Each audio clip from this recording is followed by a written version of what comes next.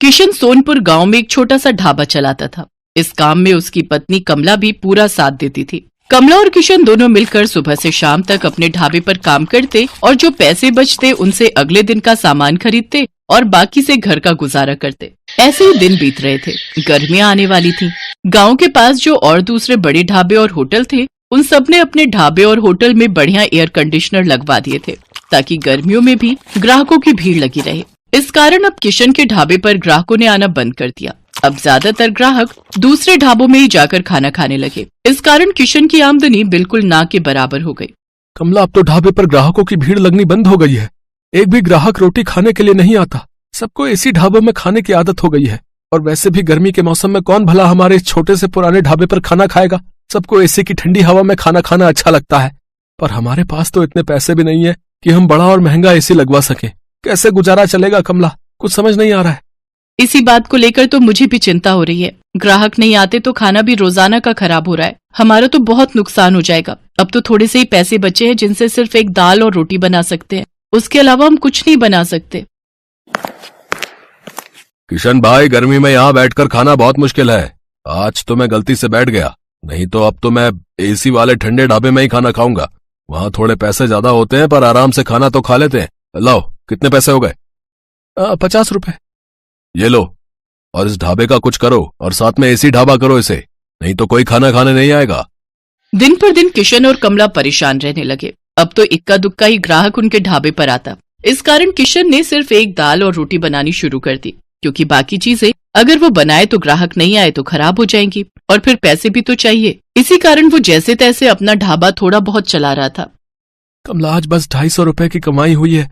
अब तो कोई रास्ता ही नजर नहीं आ रहा है। मुझे लगता है हमें अपना ढाबा बंद करना होगा।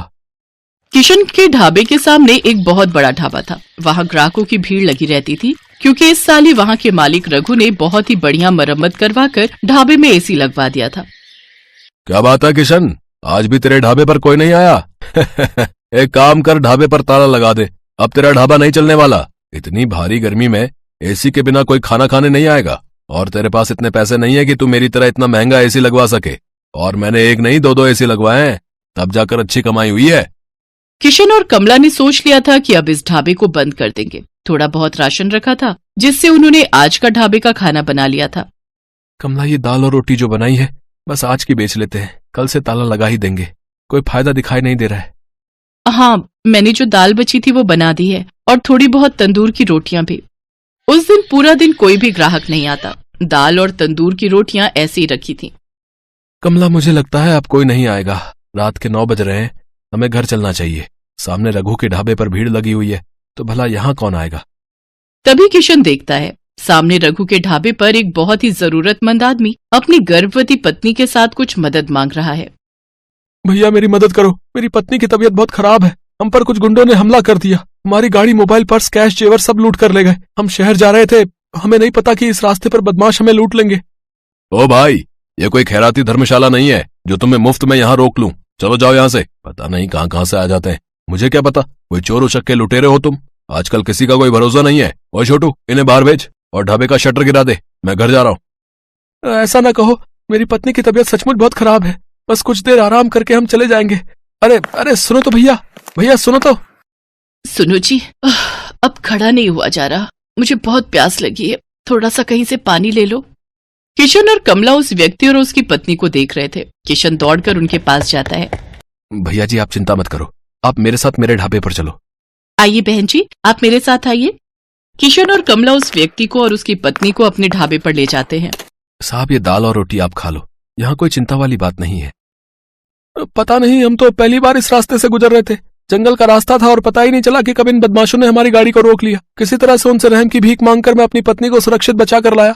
मुझे धन दौलत की कोई कमी नहीं है। बस मैं तो कुछ देर आराम करने के लिए वहाँ सामने के ढाबे से मदद मांग रहा था, पर उन्होंने तो मेरी बात पूरी सुने बिना ही मुझे मना कर दिया। मैं अगर आज कुछ देर वहाँ रुकता तो अगले दिन अपने नौकर के हाथ पैसे भिजवा देता। तुम बहुत भले हो, तुमने भी तो बिना जाने पहचाने आज हमारी मदद कर दी। अच्छा, तो तुम ये ढाबा चलाते हो? साहब, चलाता तो हूँ, पर आज मेरा इस ढाबे पर आखिरी दिन था। मैं इस ढाबे को बंद कर रहा था। शायद आपकी किस्मत में आज मेरे ढाबे की रोटी खाना लिखा था। किशन अपना सारा दुख उस व्यक्ति को बताता है। चिंता मत करो भाई, अब तुम्हें इस ढाबे को बंद नहीं करना पड़ेगा। मेरा नाम वीरेंद्र सिंह है, मैं शहर का जाना माना व्यापारी हूँ। मेरे पास भगवान का दिया सब कुछ है, बस एक औलाद की कमी थी, वो भी भगवान ने हमारी झोली में खुशियां देकर पूरी कर दी। आज मेरी पत्नी की तुमने बहुत मदद की है, अब उसकी तबीयत में भी सुधार है और हम पति पत्नी सुरक्षित घर पहुंच जाएंगे। इससे बड़ी और क्या बात होगी। सुषमा, अब तुम्हें कैसा लग रहा है? मैं बिल्कुल ठीक हूँ जी। कमला ने मेरी बहुत देखभाल की है, अब मुझे बिल्कुल ठीक लग रहा है। अब मैं सफर कर सकती हूँ। किशन, तुम चिंता मत करो, मैं कुछ दिनों में तुम्हारे पास आता हूँ। तुम्हारे इस ढाबे को एसी ढाबा बनाने की जिम्मेदारी मेरी है। किशन और कमला की खुशी का ठिकाना नहीं था। उन्होंने किसी मजबूर की सहायता की तो भगवान ने उनकी सहायता की। कुछ दिनों बाद जब वीरेंद्र सिंह लौटता है तो उसके हाथ में एक मिठाई का डिब्बा था। उसकी पत्नी के बेटा हुआ था। बेटा होने की खुशी जानकर कमला और किशन भी बहुत खुश होते हैं। वीरेंद्र सिंह अपने खर्चे से किशन और कमला को एक बहुत ही बढ़िया और बड़ा एसी ढाबा बनाकर देता है, जो फुली एयर कंडीशनर था। किशन का ढाबा किसी बड़े 5 स्टार होटल से कम नहीं था। अब तो ग्राहकों की भीड़ उस ढाबे पर आने लगी। ढाबा देखने में बहुत सुंदर था। किशन ने गांव के और भी मजबूर लोगों को अपने ढाबे में नौकरी दी। किशन का ढाबा दिन के साथ साथ रात में भी खुला रहता था, ताकि हाईवे से आने जाने वाले लोगों को किसी भी बात की परेशानी न हो। गरीबों के लिए उस ढाबे पर मुफ्त खाना था। वीरेंद्र सिंह अपनी पत्नी के साथ अक्सर किशन के ढाबे पर आ जाता था। आज किशन के कारण ही वीरेंद्र सिंह का परिवार सकुशल था और वीरेंद्र सिंह ने भी किशन के लिए जो किया वो किसी बड़े उपकार से कम नहीं था। तभी तो कहते हैं कि भगवान अच्छों के साथ हमेशा अच्छा ही करते हैं, इसलिए हमें सदैव मजबूर लोगों की सहायता करनी चाहिए।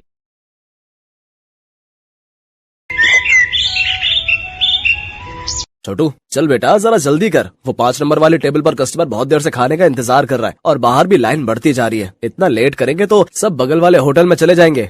बस मालिक, 5 नंबर वाले का ऑर्डर तैयार है और यहाँ कुछ टेबल भी बस खाली होने वाली हैं, तो बाहर वाले कस्टमर्स अब अंदर आ सकते हैं।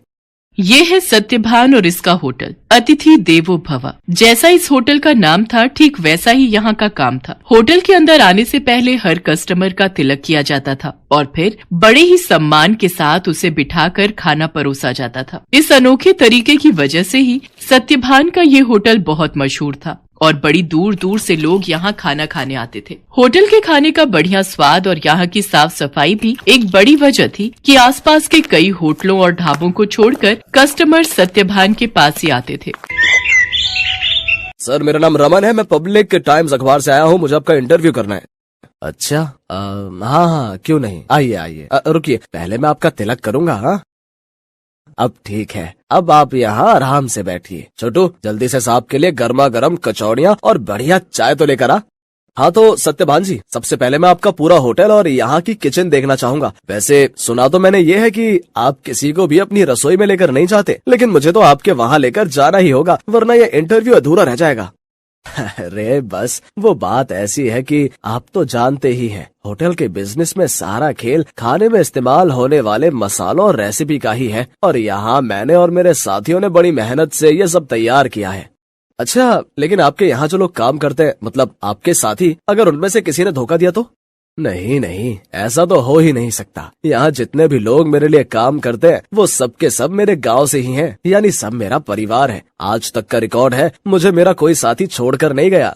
ये तो वाकई बहुत बड़ी बात है। लेकिन अब तो आप इतने मशहूर हो गए, आपका होटल एक ब्रांड बन चुका है, तो लोग आपकी रसोई को अंदर से देखना चाहते हैं। आप चिंता मत कीजिए, मैं आपके मसालों और रेसिपीज का राज नहीं खोलूंगा, लेकिन रसोई के अंदर की कुछ फोटोज तो चाहिए होंगी आपके इंटरव्यू के साथ छापने के लिए।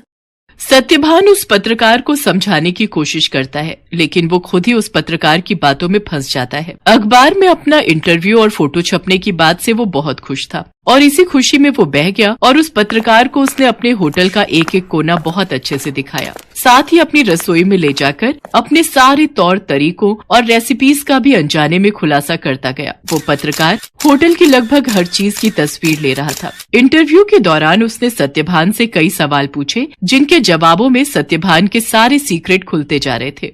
अच्छा सत्यभान जी, बहुत अच्छा लगा आपसे मिलकर। इंटरव्यू के लिए शुक्रिया, अब मैं चलता हूँ। जी जी, आपका बहुत शुक्रिया। अब वैसे ये सब कब छपेगा अखबार में? बस यही 1-2 दिन में, मैं आपको फोन पर इन्फॉर्म करूंगा। इतना कहकर वो पत्रकार सत्यभान के होटल से बाहर निकलता है और कुछ दूर पहुंचते ही मुस्कुराते हुए अपने गले में पहना हुआ आई कार्ड उतारकर एक कूड़े के ढेर में फेंक देता है। बड़ा अक्लमंद समझता था खुद को, एक नंबर का बेवकूफ निकला ये तो।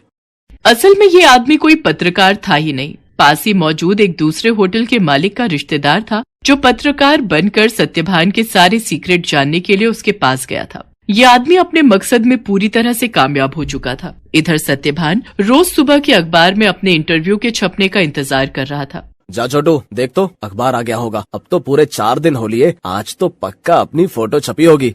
छोटू फौरन उस दिन का अखबार लेकर आता है, लेकिन बीते दिनों की तरह उसमें भी सत्यभान और उसके होटल का जिक्र तक नहीं था। ये देखकर सत्यभान उदास हो जाता है। ऐसा कई दिनों तक होता रहा। फिर सत्यभान ने उम्मीद ही छोड़ दी और ये सब कुछ भुला दिया। फिर एक दिन अचानक सत्यभान के होटल में रेड पड़ जाती है। फूड इंस्पेक्टर अपने कुछ आदमियों के साथ सत्यभान के होटल पहुंचते हैं और वहां मौजूद हर चीज की जांच करने लगते हैं। देखिए, हमें आपके होटल के खिलाफ शिकायत मिली है कि आप खाने में नकली सामान का इस्तेमाल करते हैं। ये कैसी बातें कर रहे हैं आप? सालों से मैं इस होटल को चला रहा हूँ, वो भी पूरी ईमानदारी से। अगर ऐसा है तो हमें यहाँ की तलाशी लेने दीजिए। चलिए हटिए यहाँ से। पूरी टीम होटल का कोना कोना छानने लगती है। तभी उन्हें किचन के पास एक छोटा सा दरवाजा दिखता है। फूड इंस्पेक्टर खुद इस दरवाजे को खोलकर अंदर जाते हैं तो उन्हें काफी मात्रा में नकली घी, तेल, नकली मसाले जैसी कई चीजें मिलती हैं। तो ये है तुम्हारी ईमानदारी का सबूत? हाँ, शर्म आनी चाहिए तुम्हें। सत्यभान को कुछ समझ ही नहीं आ रहा था कि आखिर उसके साथ हुआ क्या। खाद्य विभाग की टीम सत्यभान के होटल को सील कर देती है। साथ ही सत्यभान को जेल भेज दिया जाता है। एक ही पल में सत्यभान का सब कुछ बर्बाद हो गया था। उसका परिवार सड़क पर आ गया था। सत्यभान खुद को बेगुनाह साबित नहीं कर सका और उसका सब कुछ जुर्माने की रकम अदा करने में चला जाता है। उसके गांव के लोग जो उसके लिए काम किया करते थे, वो भी उसका साथ छोड़कर गांव वापस चले जाते हैं, सिवाय छोटू के। चलो, तुम्हारी जमानत हो गई है। जमानत की बात सुनकर सत्यभान चौंक जाता है। वो बाहर आकर देखता है तो एक वकील के साथ खड़ा छोटू उसका इंतजार कर रहा था। छोटू, तूने ये सब कैसे किया बेटा? तेरे पास इतने पैसे कहाँ से आए? मैं तो बिन माँ बाप का एक लावारिस था मालिक। आपने मुझे सहारा दिया था तो मैं आपको इस हाल में अकेला कैसे छोड़ देता? आपको याद है, मैं हर महीने की तनख्वाह से कुछ पैसे जोड़ता था अपनी आगे की पढ़ाई के लिए। बस वही आज काम आ गए। छोटू की बात सुनकर सत्यभान की आंखों में आंसू आ जाते हैं और वो छोटू को गले लगा लेता है। लेकिन अभी भी सब कुछ ठीक नहीं हुआ था। शहर भर में सत्यभान का नाम खराब हो चुका था। इसलिए सत्यभान अपने परिवार और छोटू के साथ शहर छोड़कर अपने गांव चला जाता है। वहां बांस के बड़े बड़े जंगल थे, जिनके बीचों बीच एक छोटी सी झोपड़ी बनाकर सत्यभान और उसका परिवार रहने लगता है। सत्यभान के पास गुजर बसर के लायक भी पैसे नहीं थे, इसलिए उसे कुछ तो करना ही था। तभी एक दिन उसने गांव के एक बच्चे को एक आधे कटे बांस में कुछ खाते हुए देखा। सत्यभान उस बच्चे के पास गया और उससे बोला, बेटा, ये क्या खा रहे हो? ये हरे बांस का अचार है और ये रोटी है। ये बर्तन, ये भी बांस से बना है। वो यहाँ गांव में बांस ही सबसे ज्यादा उगता है ना, तो हम लोग इसी का ज्यादा से ज्यादा इस्तेमाल करते हैं। उस बच्चे की बात सुनकर जैसे सत्यभान के दिमाग के घोड़े दौड़ने लगे। उसने फौरन छोटू को अपने पास बुलाया और उसे कुछ समझाने लगा। फिर अगले दिन तड़के सुबह ही वो छोटू के साथ बांस के जंगल में गया और ढेर सारी बांस की लकड़ियां काट कर ले आया। सत्यभान और छोटू दिन रात लगे रहे और देखते ही देखते उन दोनों ने सिर्फ बांस की मदद से पूरा का पूरा होटल बनाकर तैयार कर लिया, जहां दीवारें भी बांस की थीं और सारे बर्तन भी। अब सवाल ये था कि इस होटल में पकेगा क्या? मालिक, आप चिंता मत कीजिए, हमें जाकर सब लोगों से बात करनी चाहिए जो शहर में अपने साथ काम करते थे। मुझे विश्वास है कि वो सब हमारा साथ जरूर देंगे। छोटू की बात मानकर सत्यभान अपने गांव के लोगों से बात करता है। धीरे धीरे गांव के कई लोग उसकी मदद के लिए आगे आते हैं। कई लोग उसे मुफ्त में राशन देते हैं, जिसके साथ हरे बांस का इस्तेमाल करके सत्यभान और छोटू होटल के लिए खाना बनाते हैं। और इस तरह एक बार फिर सत्यभान का होटल चल पड़ता है। लेकिन हालात अब पहले से बहुत अलग थे। कई दिनों तक सत्यभान के होटल में एक भी ग्राहक नहीं आता। फिर एक दिन शहर से कुछ दोस्तों का एक ग्रुप वहां आता है और सत्यभान के अनोखे होटल को देखकर चौंक जाता है। कुछ नया आजमाने के इरादे से वो सभी सत्यभान के होटल के अंदर आ जाते हैं। सत्यभान उन सब की बहुत ही अच्छे से खातिरदारी करता है और फिर भाई वाह, मजा आ गया। ये तो बिल्कुल ही नया एक्सपीरियंस था। शहर से इतनी दूर इतनी अच्छी सर्विस और उससे भी बढ़िया खाना। सच में बहुत अच्छा लगा यहाँ आकर। और सबसे बड़ी बात, मुझे तो पता ही नहीं था कि बांस को भी खा सकते हैं, वो भी इतने अलग अलग रेसिपीज में। सत्यभान के खाने और अलग किस्म के होटल की तारीफ वो सभी दोस्त अपने दूसरे दोस्तों से जाकर करते हैं, जिसके चलते और भी लोग खास तौर पर सत्यभान के होटल में खाना खाने वहां पर आते हैं। सत्यभान की सर्विस और खाना बहुत जल्दी अपना पहचान बना रहा था। लोग शहर के हाई फाई होटल छोड़कर सत्यभान के पास गांव में आ रहे थे। धीरे धीरे सत्यभान की गाड़ी पटरी पर आने लगती है और उसके पुराने साथी जो गांव में ही थे, वो भी उसके पास काम पर लौट आते हैं। मालिक, भगवान की दया से अब सब ठीक हो रहा है, लेकिन अब तक ये समझ नहीं आया कि आखिर वो सब नकली सामान उस दिन अपने होटल में आया कहाँ से। ये पहेली तो सच में सुलझानी ही होगी छोटू। मुझे लगता है मुझे कुछ करना चाहिए। सत्यभान के पास अब इतने पैसे जमा हो चुके थे कि वो अपने खिलाफ रची गई साजिश की जांच करवा सकता था। वो अपने केस को रीओपन करवाता है और एक प्राइवेट डिटेक्टिव की मदद से सारा सच बाहर निकलवाता है। असल में रमन जो सत्यभान के पास पत्रकार बनकर आया था, ये सब उसके और उसके रिश्तेदार की सांठगांठ थी, जो सत्यभान के पुराने होटल के पास ही अपना होटल चलाता था। साथ ही सत्यभान की तरक्की से जलता भी था। रमन के द्वारा जुटाई गई जानकारी की मदद से ही वो सारा नकली सामान रातों रात चुपके से सत्यभान के होटल के अंदर पहुंचाया गया था। प्राइवेट डिटेक्टिव ने सारे जरूरी सबूत जुटा लिए थे, जिनकी मदद से दूध का दूध और पानी का पानी हो गया। दोषियों को सजा मिली और सत्यभान को उसकी खोई हुई इज्जत। शहर में मौजूद सत्यभान की सारी संपत्ति उसे वापस मिल जाती है, जहां सत्यभान फिर से अपना होटल शुरू करता है, लेकिन बिल्कुल नई थीम, नए तौर तरीकों और नई रेसिपीज के साथ।